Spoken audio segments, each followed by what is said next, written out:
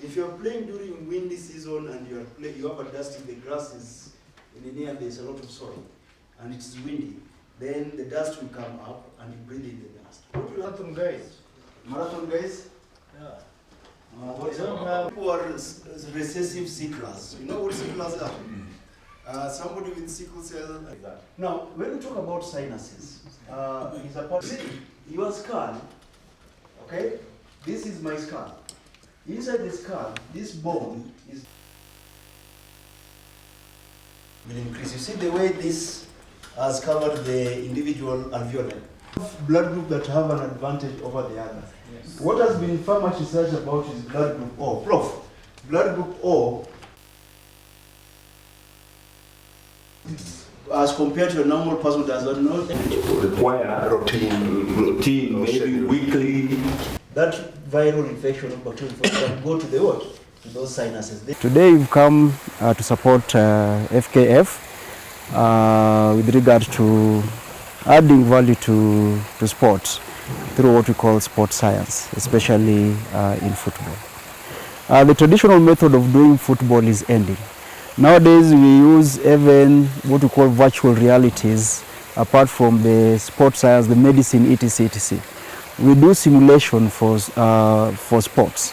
We always know a team or a player, how they are going to play in the next field through simulation, and that is science. But we have not invested so much in the players. For example, how much oxygen level can a player have to enable him play for 90 minutes? You know, if you don't know the hemoglobin level of an individual player, you cannot know how much or how long he'll play in the field. If you don't know the medical history of a player, maybe the player had sickle cell, etc., and cannot withstand having oxygen levels for a long period of time, it will give you a lot of effect at the end of the day. You have maybe bought a player at a very expensive price, but this player can only play for 10 to 20 minutes because you didn't look at his medical history. So modernization of sport, especially football, or the science of football, is bringing a lot of things. Also, the safety of the player is put into hand, because sometimes you find a player has got an injury which he doesn't know of, and if you don't evaluate the players day by day, these injuries always become catastrophic as the time goes by. So those are the concepts we are trying to look at. They are very scientific. We are going to include a lot of research, and we are going to train coaches maybe within or without or outside the world to help actually with understanding or integrating the sports science to the reality of the sport such as football.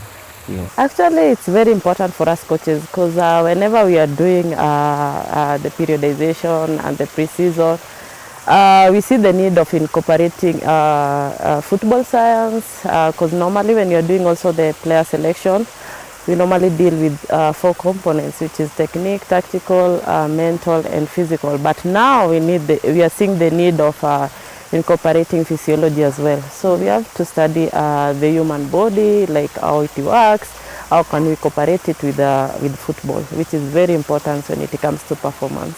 Mostly I'm coaching the women's, and we've really come to understand that women respond differently from men. So there's a way that we know how to deal with also the menstrual cycle of women in football, and understand how the body are functioning, and how to incorporate, especially when doing the overloads, and now how do we bring it up to better their performances. So in a precise way, we are learning that it's different how women body reacts compared to men when it comes to performance in football. So it's actually a whole package of information that we need to understand, that we also need to implement.